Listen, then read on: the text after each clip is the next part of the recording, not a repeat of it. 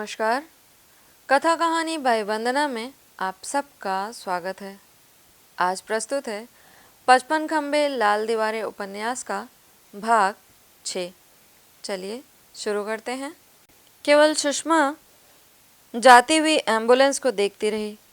बाकी लोग अपने अपने कामों में व्यस्त हो गए, पर उसके आगे स्वाति का नीला पड़ा चेहरा घूमता रहा। यह घटना इतनी शीघ्र हो गई कि सुषमा अभी तक उस धक्के को संभाल न पाई। स्वाति पिछले ही वर्ष कॉलेज में आई थी और बंगला पढ़ाती थी। उसके रहस्यमय आचरण के बारे में सुषमा ने कभी कभी कुछ सुना था। नींद की गोलियां खाकर आत्महत्या करने के प्रयत्न में स्वाति अब सभी की चर्चा का केंद्र हो उठी थी।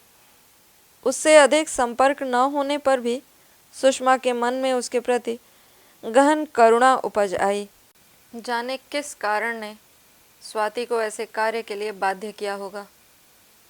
वैसे तो डॉक्टर ने प्रिंसिपल को आश्वासन दिया था कि स्वाति ठीक हो जाएगी, पर सुषमा के मन में भय सा समा गया। कुछ खिन्न और उदास सुषमा स्टाफ रूम में पहुंची तो वहां बड़ी चटपटी बातों का दौर चल रहा था। वह कुछ खड़ी खड़ी सुनती रही, फिर सहसा ही उसका मन वितृष्णा से भर गया। उसे लगा कि वह शिक्षित महिलाओं के मध्य में न हो, कहीं नौकरानियों के बीच में जा बैठी है।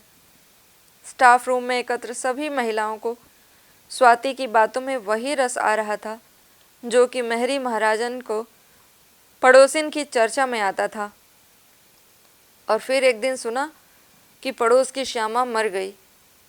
सुषमा ने बात बीच में काट कुछ तीखे स्वर में कहा, ऐसी बात मिसेस पुरी क्या आपको शोभा देती है?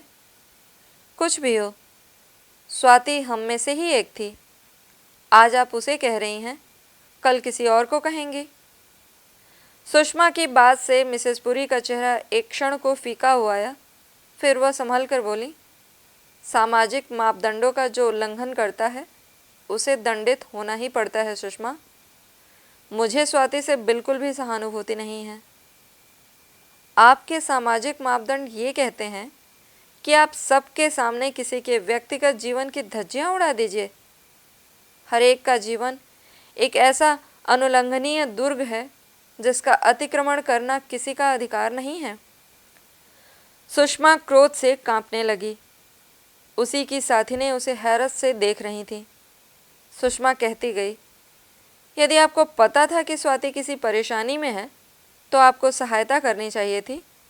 वह लड़की दूर देश में आकर अस्पताल में पड़ी है और आप। मैं क्या सहायता करती? अपने पास रख लेती और शिशु होने पर मिठाई बांटती।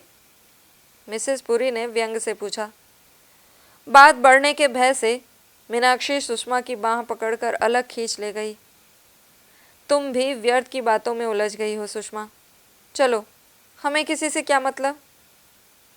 बाहर निकलकर मीनाक्षी ने कहा, तुम्हें बड़ा क्रोध आ गया, अभी तक कांप रही हो।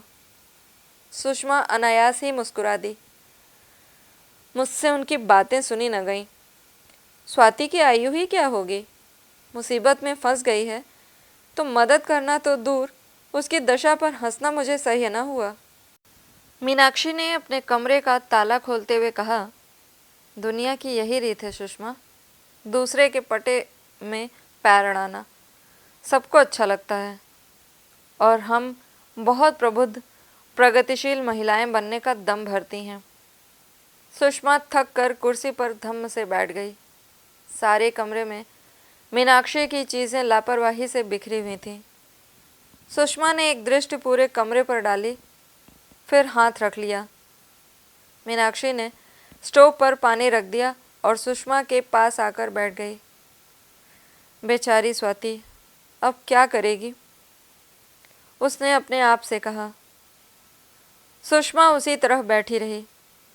स्वाति का क्या होगा, यही विचार उसे उद्वेलित कर रहा था।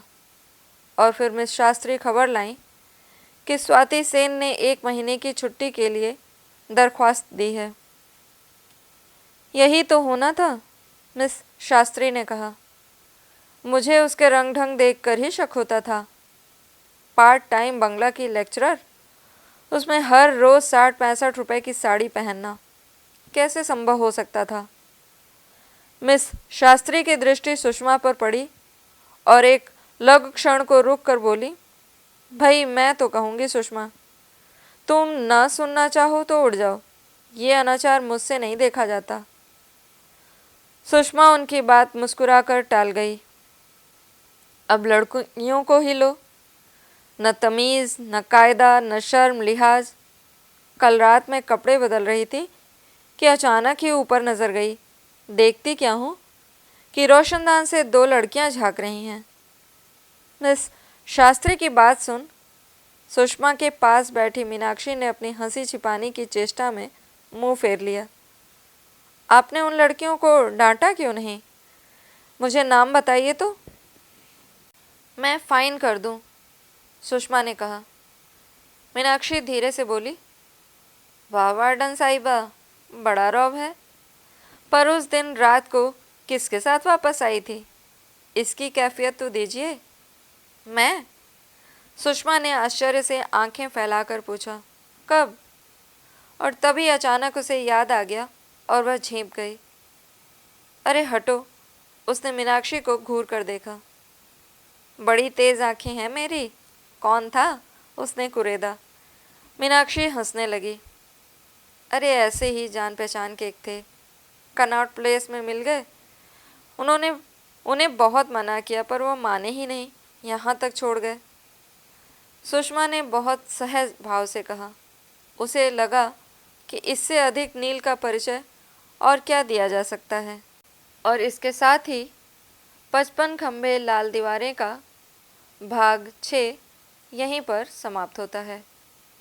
अगले भाग के साथ जल्दी ही आपके समक्ष उपस्थित होंगे। तब तक के लिए नमस्कार।